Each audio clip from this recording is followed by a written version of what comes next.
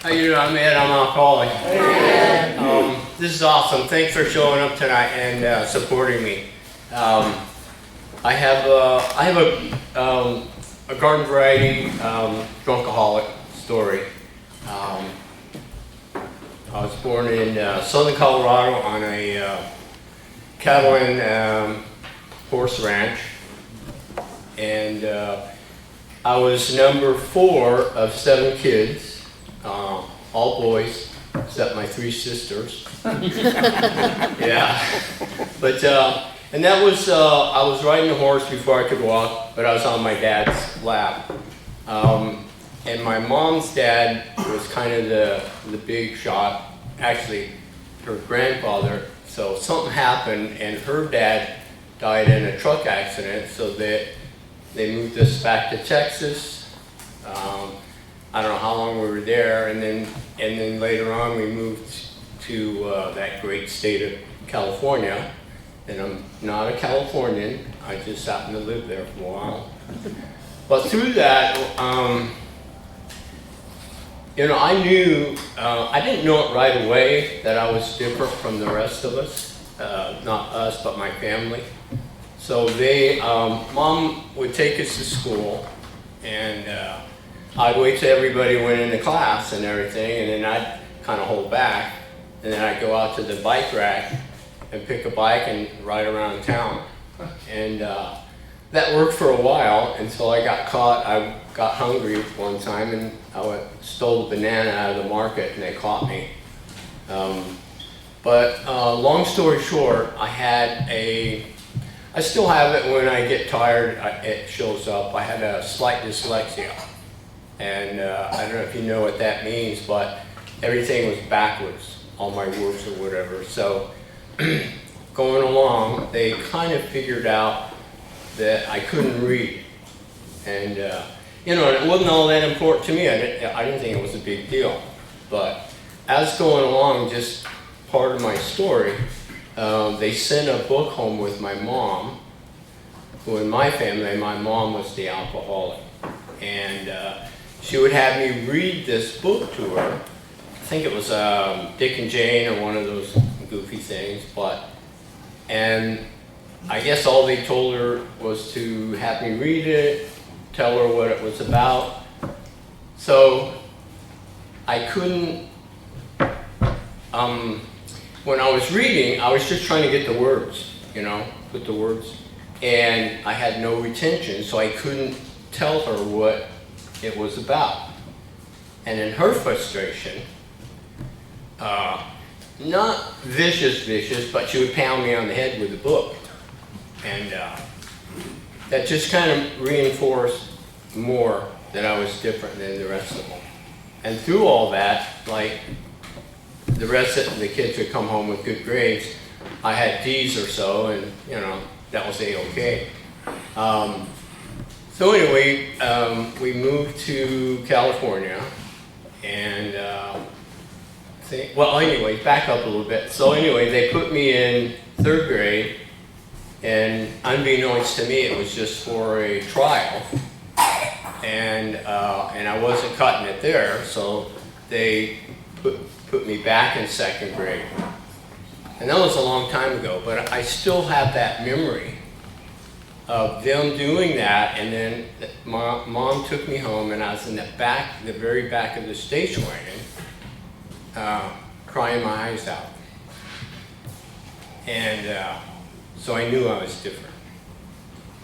But so we moved to California and into a big city by San Jose, and we were fighting a lot. If we weren't fighting with each other, we were fighting with neighbors and other people in the area. And a lot of it had to do with, they would call us Texasses, so that was like, all right, let's fight.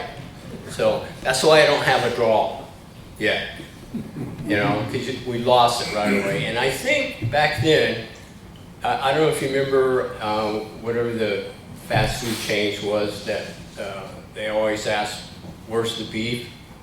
So we came from Texas, we go to a barbecue in California, and they got hot dogs and hamburgers.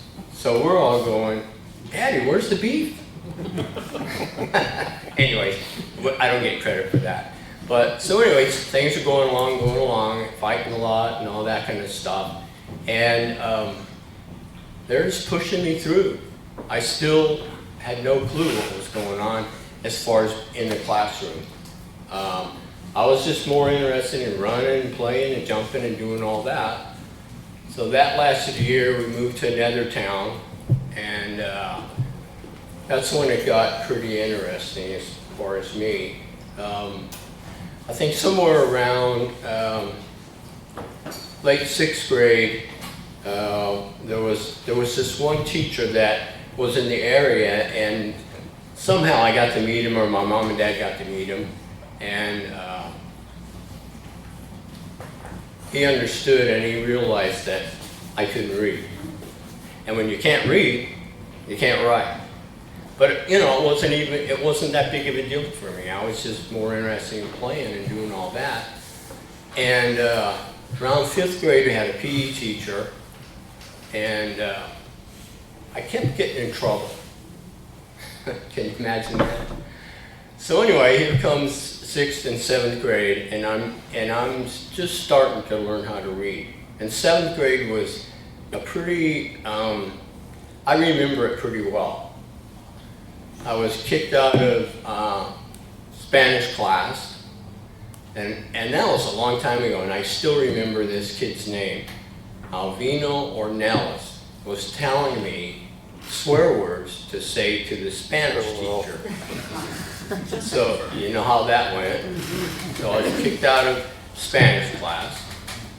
I was kicked out of the music class because I was misbehaving. And then it was the art class. I had a brand new teacher. She had a brand new kiln for the pottery and stuff. And I thought it was pretty cool to put one of my buddy's tennis shoes in her kiln that was on. I know. Anyways, I'll tell you the rest of that story down the road. So anyways, that's when things really started happening. So the one guy, the coach that I had, because I was pretty gifted in running and all that stuff, so he started a wrestling class, and by that time they had a meeting, my mom and dad, the principal, and the coach, and they came up with a plan. And basically it went like this. I needed to start behaving or I couldn't play sports.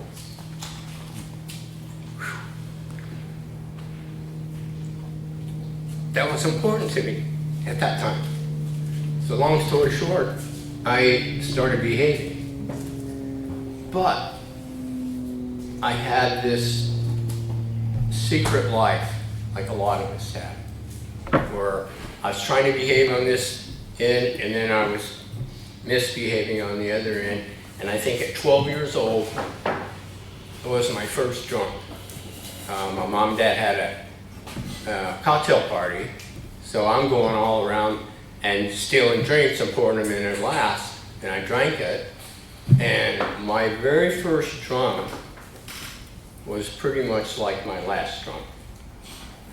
I got drunk and I was all giddy and funny because I wasn't that 12-year-old dumb kid.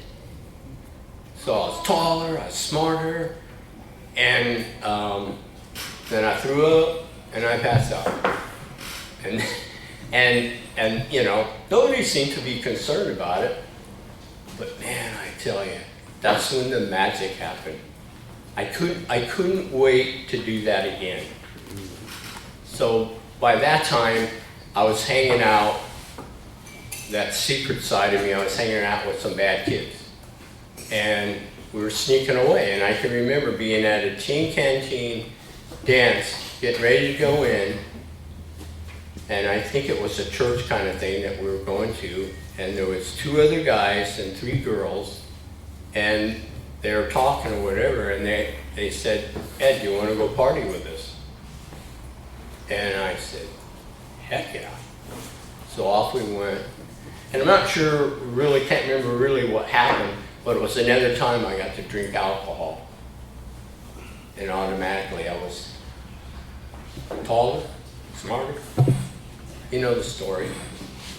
So that went on, and get into high school. And I had that same coach, the wrestling coach, and he was telling me how good I was, and I played football, wrestled, and ran track. And so he was putting the idea in my head that I could probably go to college on a scholarship. I could be an Olympic wrestler, that kind of thing. So I kind of had it in my mind that that's kind of what I wanted.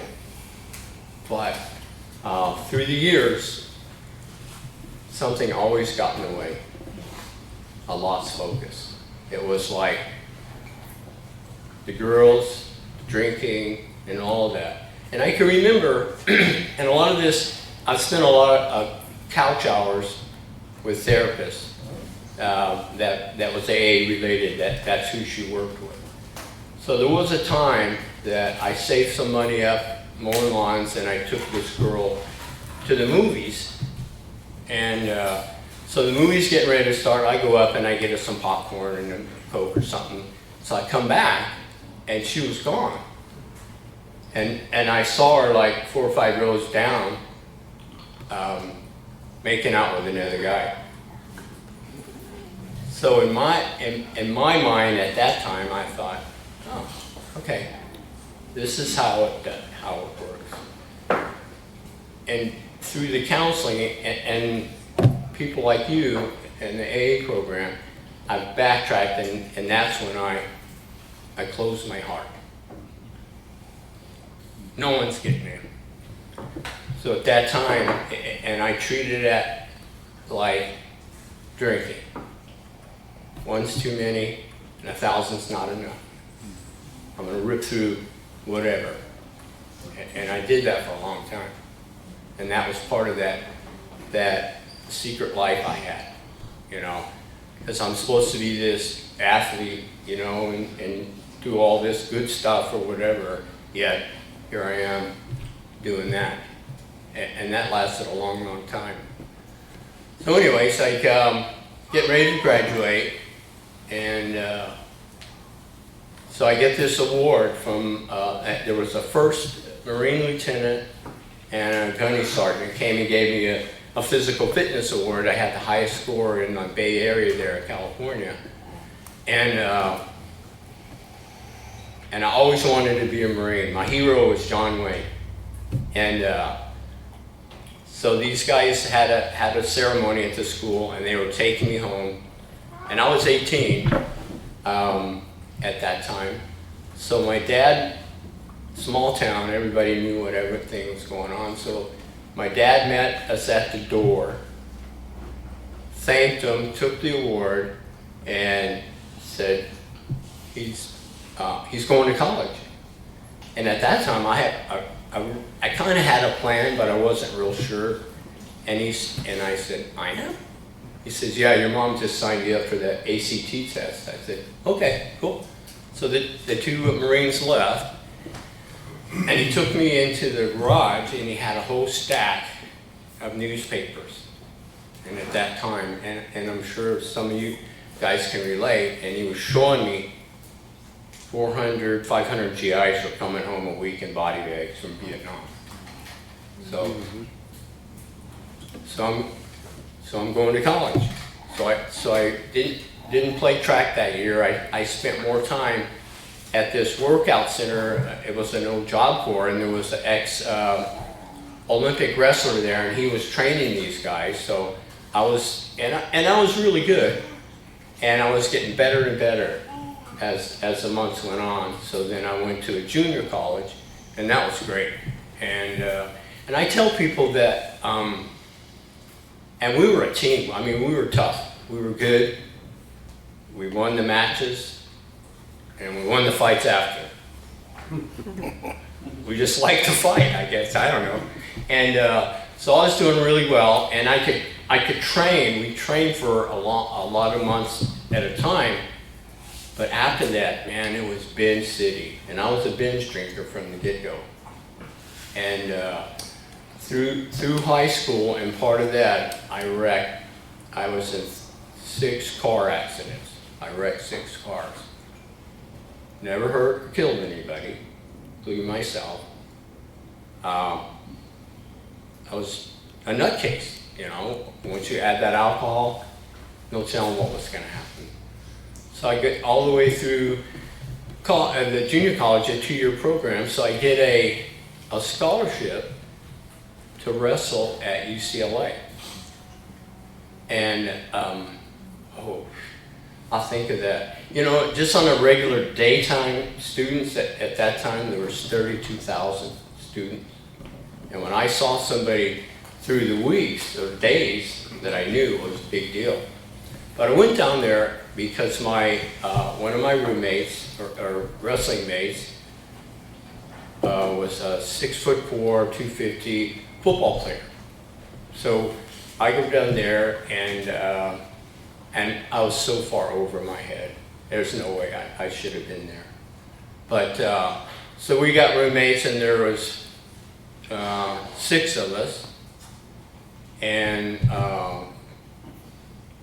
4 of them were football players on the football team, and there was me and this other guy on the wrestling team. And we still like to fight. I mean, in today's climate, I would have been dead a long time ago. We would go out to bars, and here I'm this tall, and I weighed a little bit more. Actually, I weigh about the same now as I did then, but I was filthy fit and I had more muscle. So we'd go out to bars for a couple of reasons: fighting and picking up women. Didn't matter what came first. So it was always a time they'd come get me and say, "Okay, it's time." I said, "All right, which one?" They said, "Oh, that guy over there. Looks kind of like Jacob." So I go up and just point him in the face, and it's like, whew, all heck broke loose. You know, and when I was just drinking, I was 10 foot tall and bulletproof. But when I had 6'4" plus roommates, it didn't matter. I was bring it on, you know. And like I said, in today's climate, all of us would have been dead at that time. So that was the first quarter.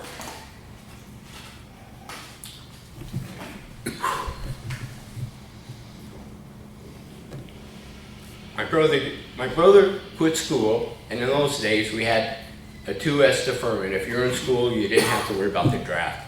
He didn't like school, so he quit, and then they figured out a profession that he could go into the Army and do and become after the service. He gets killed in Vietnam. 1971, November. 20 years old.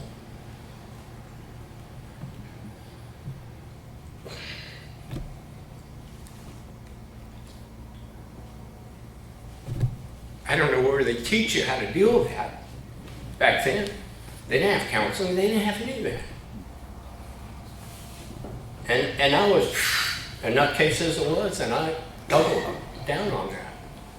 So I struggled through for 2 quarters, wrestled, and went home, took the 3rd quarter off, went back up north, and hung out with my old high school buddies and worked. And there was a lot of fun. I had a lot of fun drinking, you know. The hideous 4 horsemen and all of that hadn't started taking place.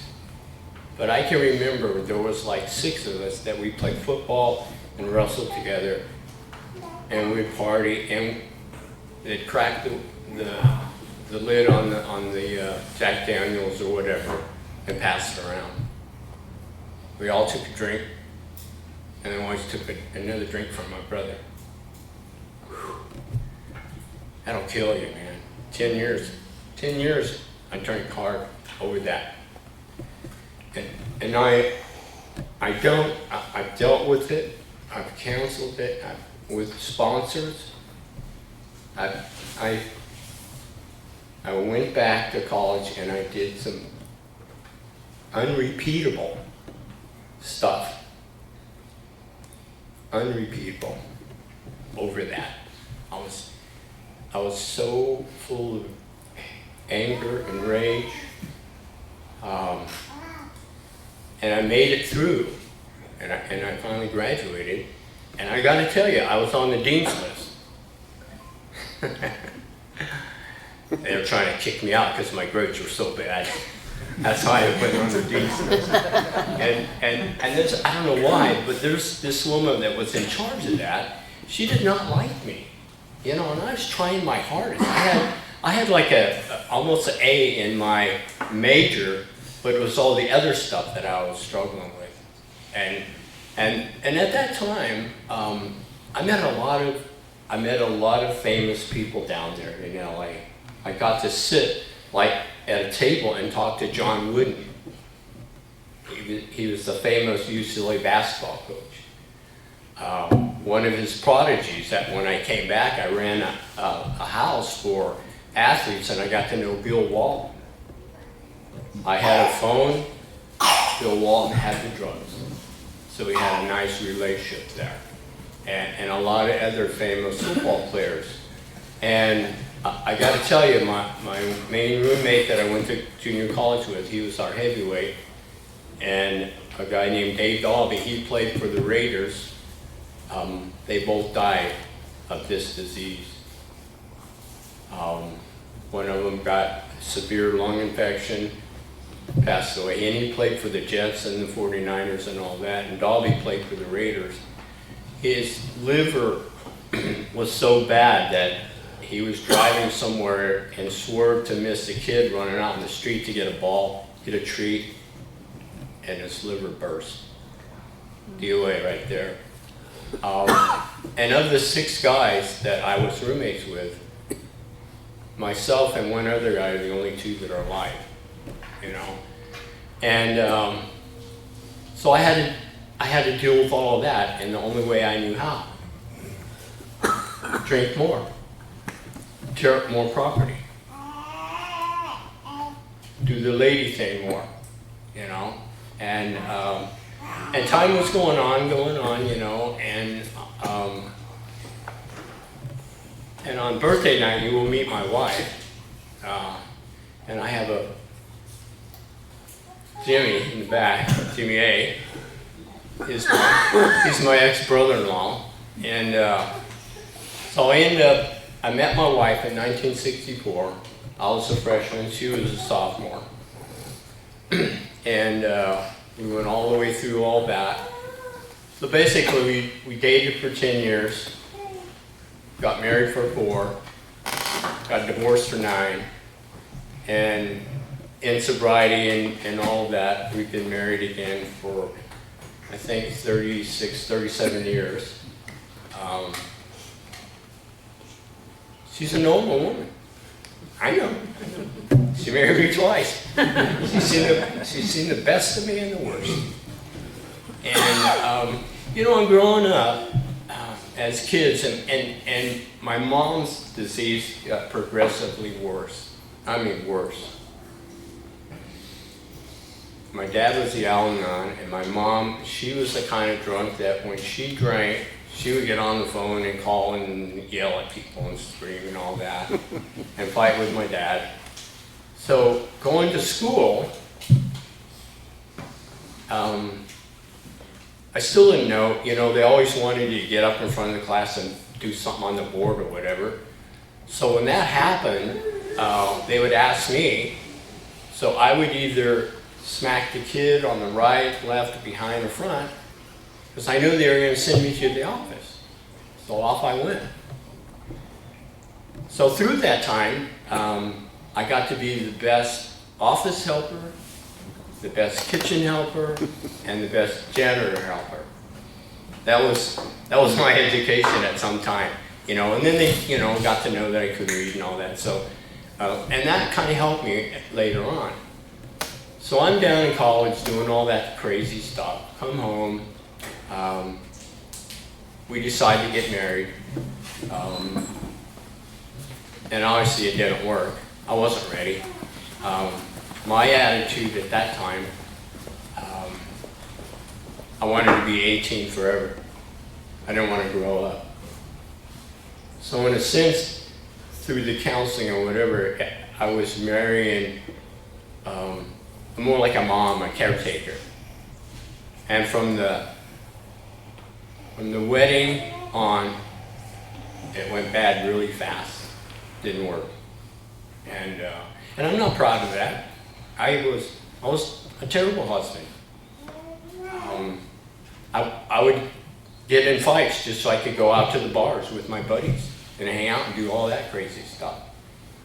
And so anyways, I finished my college, did all that, got a teaching job in my hometown. We had 2 high schools, and it was at the Crosstown High School. I don't recommend that for anybody. So I get a job there, and the principal, like you always have to do this kind of, they check up on you, see how well you're doing or whatever. He would come and we'd have a meeting, and it went like this. Well, how's mom and dad? How are your brothers and sisters? Oh, great. Well, keep doing a good job. You're doing great. And I wasn't. I was drinking all the time, barely getting to work on time and all that stuff. But I was coaching on football and wrestling. I was the head wrestling coach. And that whole Olympic dream, I tried out for the 1968 Olympics.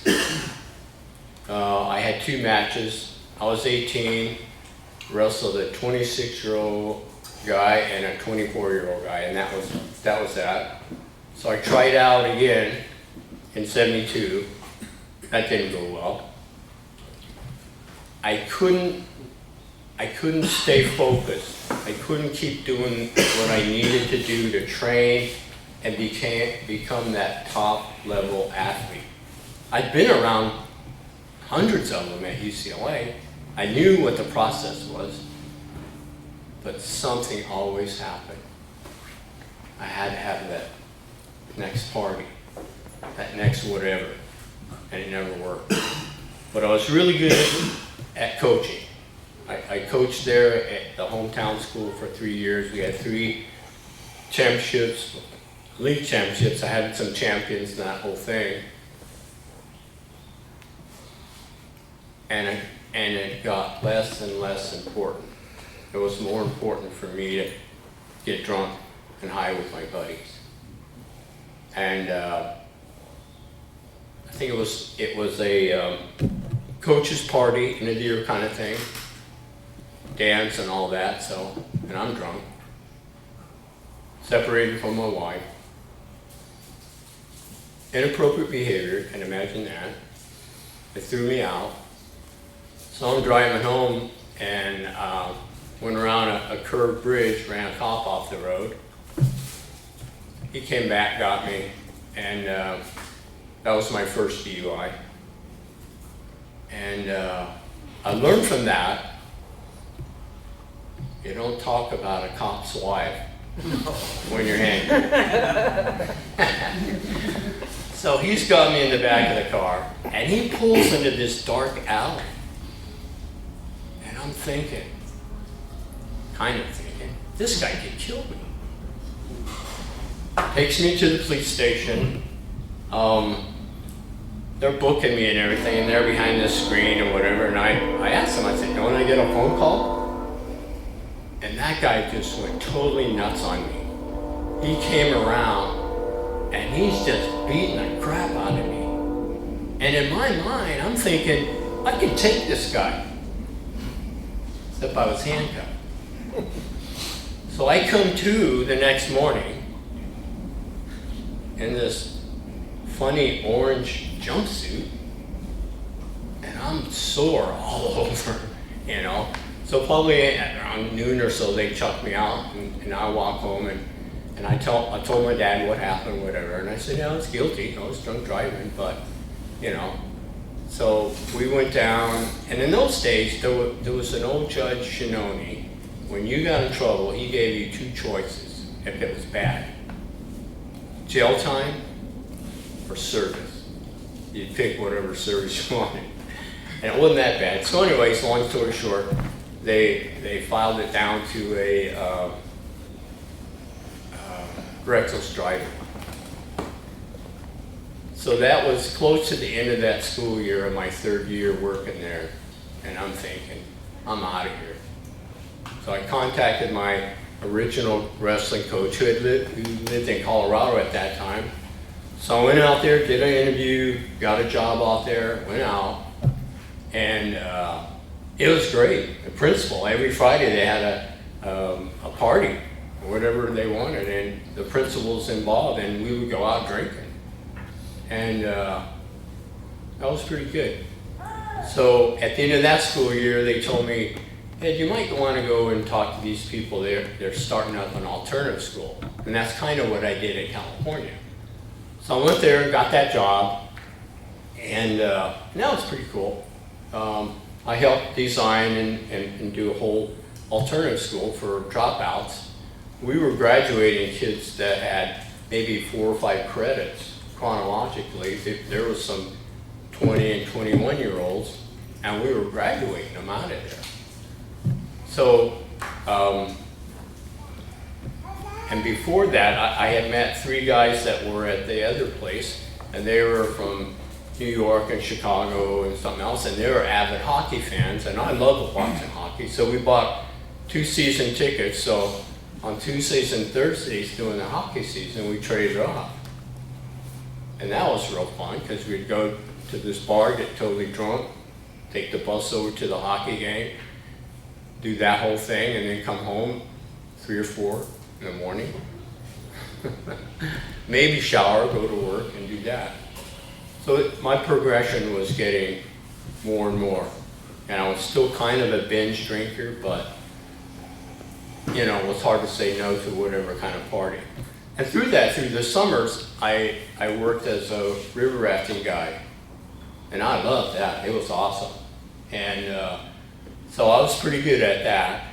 And it was like during the summers, all day long, every day of the summer, we were in everybody's party who were coming to Colorado and see, you know, rafting and all that. So we were drinking all day long. And I look back on it when I was doing the counseling and everything, and I had, when the summer was over, going back to work, it was miserable. I was shaky, you know, and it wasn't the DTs, but it was like, you know, when you're drinking all day, every day, and then you're not, it had an effect on me. So, long story short, I got another DUI in Colorado. And the guy pulled me over, and I was going the wrong way on one of the main boulevards, Colorado Boulevard or whatever. And he pulls me over, and you know, he asked me if I've been drinking. I said, yeah, you want some? And I handed him what was left of my 5th of Jack Daniels. And, you know, and they say those famous words, sir, can you step out of your vehicle? Oh no, I'm sober. So I fall out, you know, and I told him, I said, yeah, I'm drunk, do it. But I had a kind of thought in my mind, be nice and polite.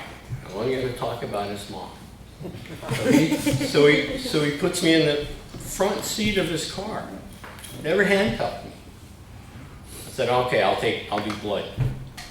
So for an hour, I was handcuffed to a chair in the middle of a hospital emergency room. And so they finally took the blood and whatever. And at that time, I never had a stable place to live. So in the summers, I was always going rafting or whatever. So anyway, so he's taking me home. He wasn't even going to take me to jail. Never handcuffed me. So he's looking at my license, and he's taking me to my home. Well, because of the way I was living, I used my school address as where I got my mail. So we pull up in front of the school and the gate's closed, and he's going, I said, oh no, this is where I get my mail. And he's screaming and hollering at me, and I'm thinking, now he's mad. So he backs up real fast, and I said, it's over there by where my truck is. So he backs up real fast, hits the brakes, and right there on the middle console is the blood sample. Falls over under my feet. Now, so and I'm saying, okay, it's over here, over there. So while he's doing that, he's looking, and I'm scooting that blood sample, and I bend down, and I pick it up, and I put it in my coat pocket. Yeah. So we get to, and I'm thinking, okay, I can't take him to my house. So I was a couple blocks over, and I said, turn left here, it's that house right there. So he lets me out.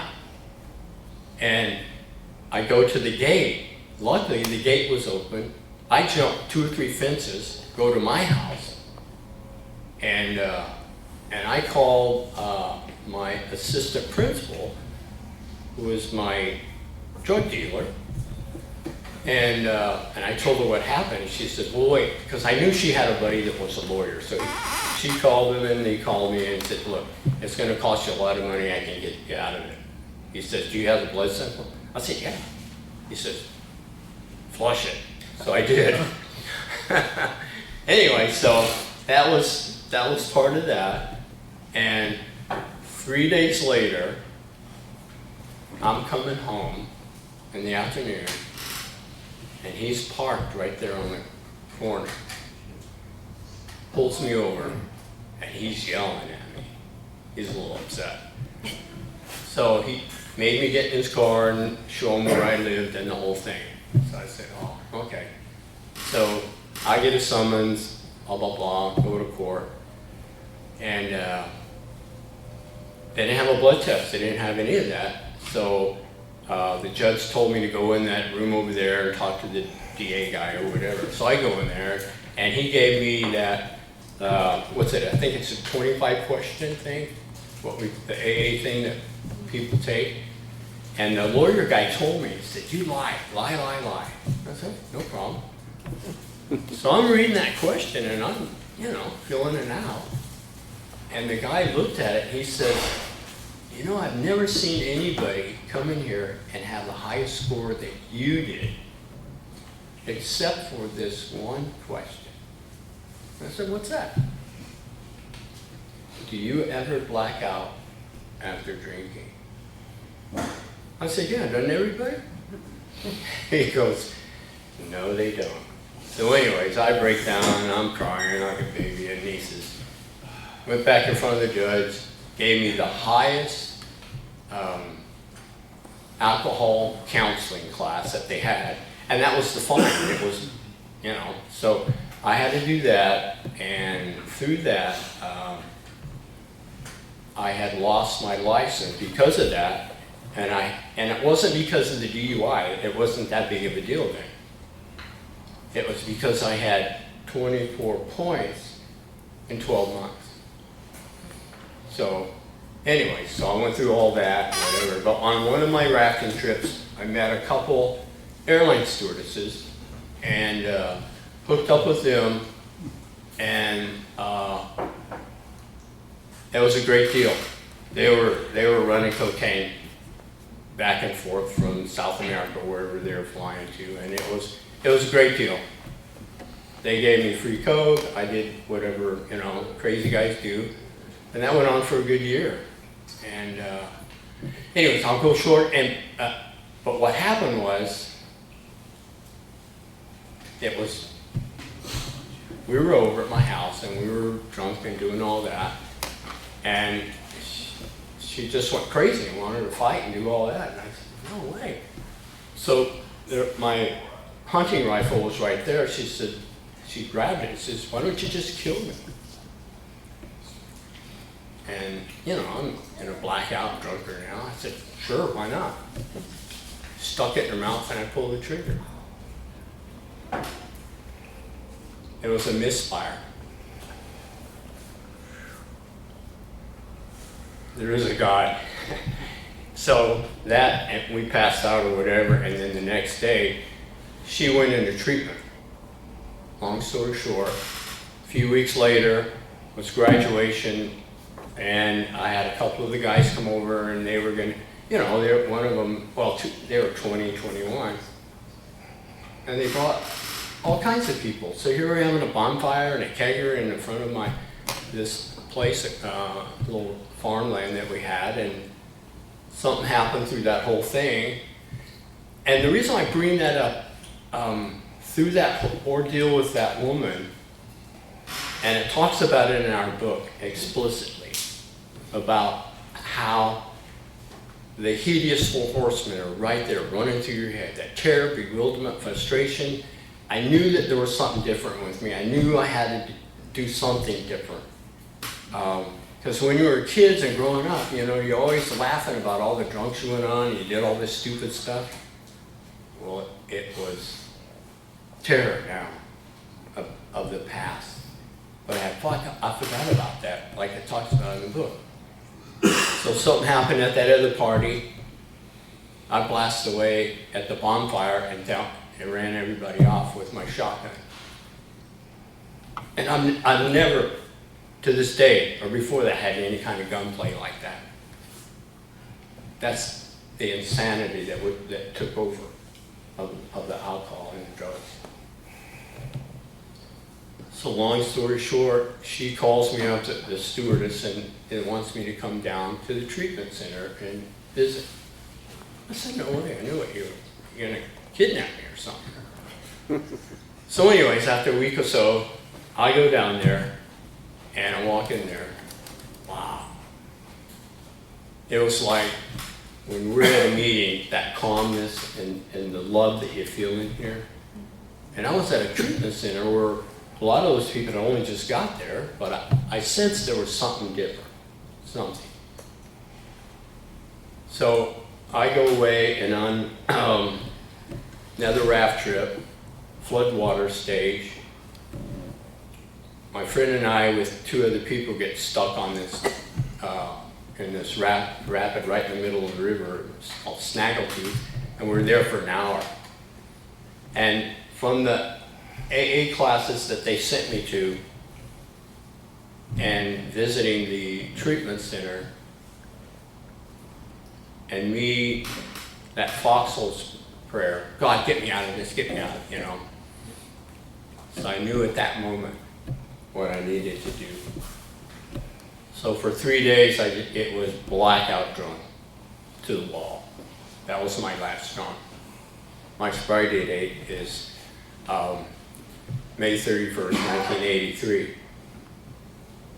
At the end of that trip, it was on a Monday, I think, and my friend kept trying to talk me out. I said, no, I gotta go to treatment. I'm going to treatment. I can't do this anymore. No, you'll be all right. So I go there, check myself in. And as she's writing the intake there, she writes in big black letters, chronic alcoholic. I was ready to bail, but I stayed. That was one of those jumping off places. So I did all that. I had a great time in there. I learned a lot, but my friend was trying to talk me out of leaving at the first week and go rafting up in Idaho, and something happened. And it was a doctor's opinion, and sitting in classes, counseling, with people I had no idea, I'd never met them. And they're talking about all my secrets. And things I said I'd never say to anyone. So that happened, and my job was to sit with the inpatient, the new guys or gals coming in, and he said, talk to them, see what happened. There was people, when I got there, they graduated and they came back in within a week or two. Said, what happened? And every one of them said the same thing. They got out of treatment. They didn't read the big book. They didn't go to meetings. They didn't get a sponsor. And they got drunk. That, with the doctor's opinion, and sitting in those classes and realizing that I was one sick puppy, saved my life. That's why I'm here today. So I get out of there, I mean, I had a great time. I couldn't sleep, so I was walking the Thorazine and all the other patients that couldn't sleep. So I thought, wow, let's do wheelchair races. So, and I started doing that during the day. You know, we were having fun. We were doing wheelchair races up on the 10th floor. They call us the 10th floor bandits, and we had a great time.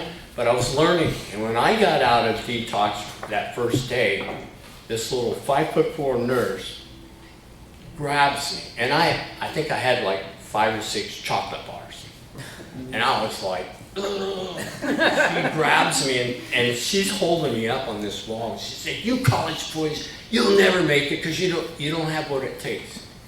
And she scared the heck out of me. But I tell you what, that lady, I stayed in contact with her for a whole year. Every time I got a chip, I call her. She goes, "That's great, but that ain't shit. Call me when you get a good one."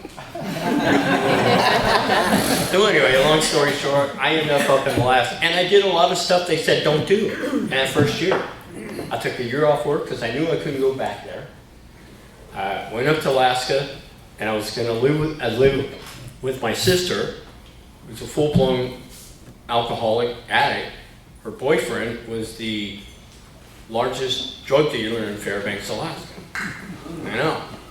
So anyway, so I'm working on open pit gold mine and doing this and that and whatever, and that falls apart. So I ended up losing that job, and I met the guy. We were going to go to a wedding reception, and I always relate to a lot of guys in here. I was hooked on drugs, rock and roll, you know, sex, drugs, rock and roll. And I'm thinking, wow. So he says, he's showering and there's this big bowl like this of just cocaine. And I know I'm an alcoholic, not supposed to talk about, but that's part of my story. And I'm looking at that and I'm going, what a lot of us do at one time or another, no one will know. I got on my knees.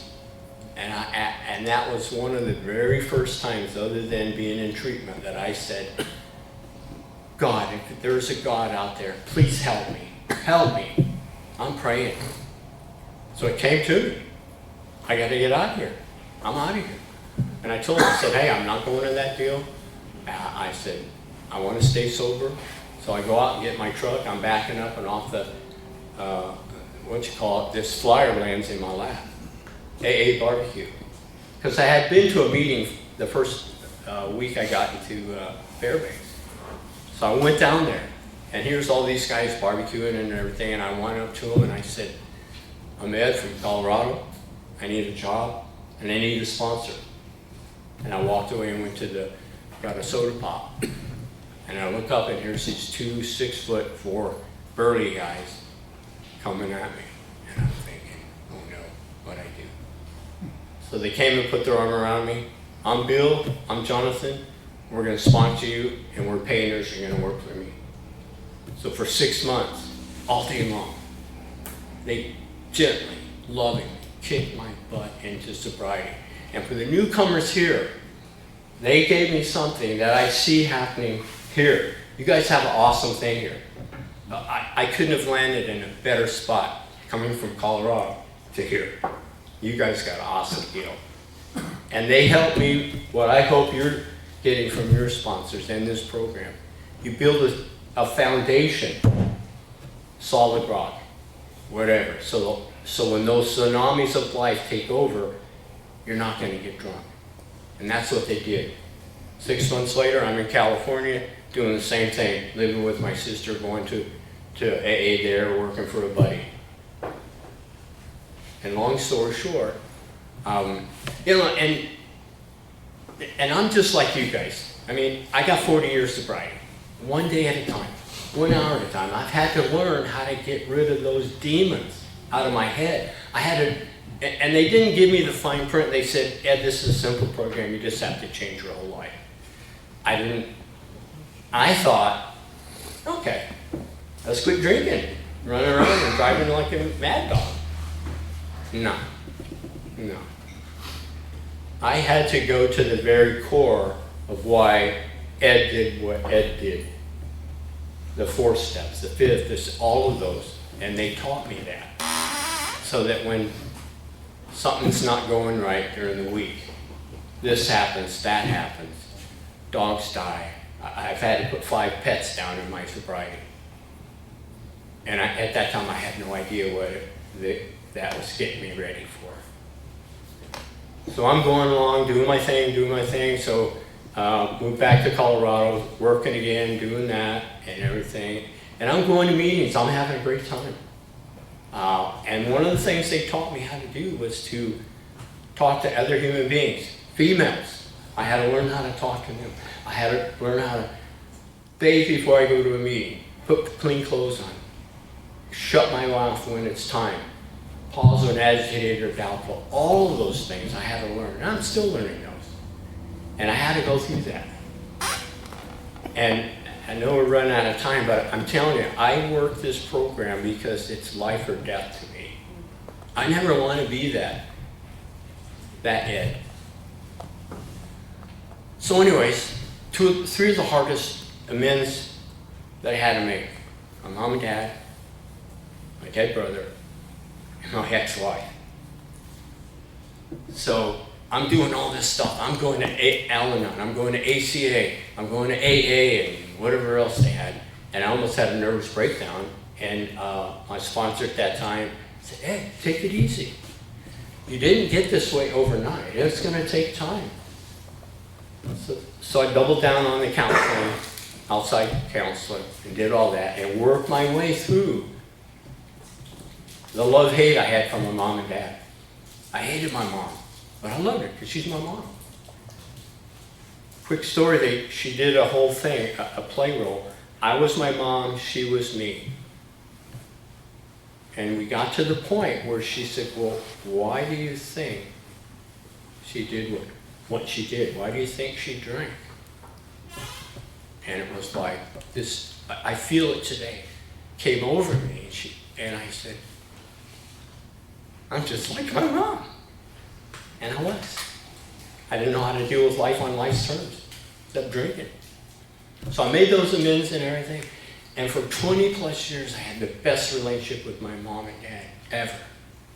And some of us will be called on when your moms and dad get elderly to be with them.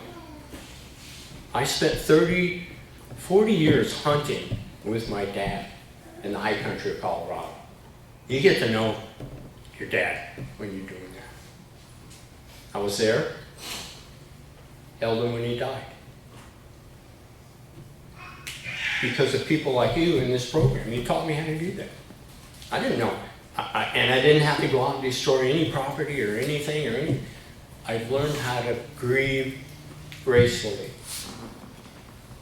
But my mom passed first, I was there with her. So my wife's dad, 2 Thanksgiving ago, we had just gone to DC on the honor flight to go and see the wall and do all that, and I took a picture and a flag and a card for my brother. Put it on the wall. Whew. That was one of the hardest days I've done in sobriety.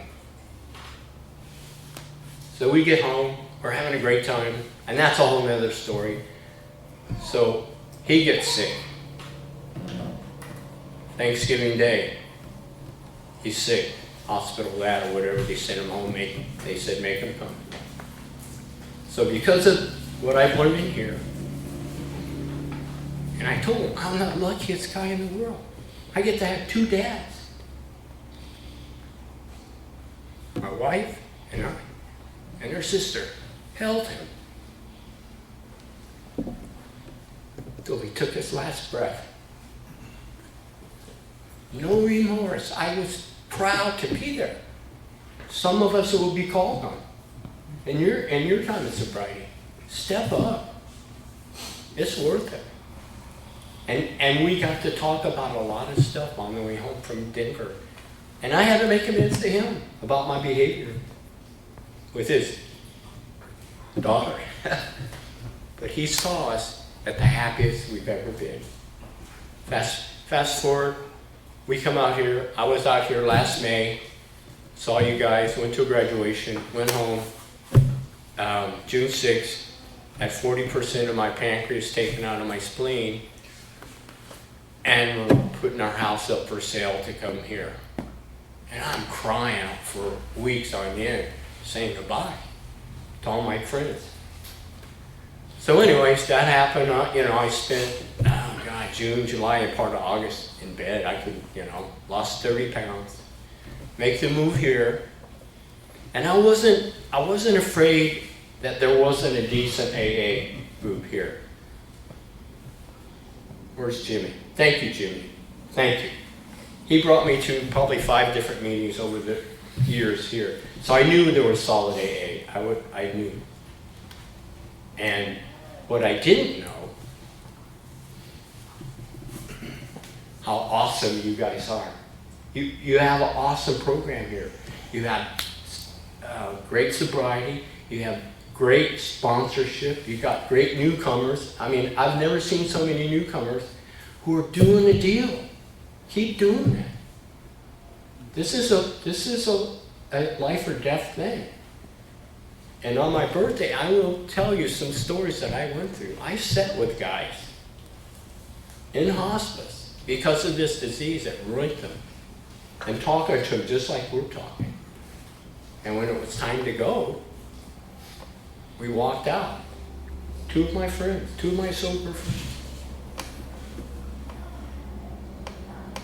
The nurse came in and said, "Are you ready?" And he says, "Yeah." Came in, turned every switch, every life-saving thing off. Going. I just had a buddy. One of the reasons why I went and got a second opinion on my pain that I was having, he had 2 stage 4 cancers, and they just scattered his ashes out in Colorado at the ski resort. He loved skiing. And because of him, he told me to get a second opinion and do what I had to do, and I'm here. And I am eternally grateful. I couldn't have landed in a better place than right here with you guys. You are my family, and I love you, and you're stuck with me, God willing. And life is short. Let's not forget to dance. This is me dancing. Thank you very much. I love all you guys.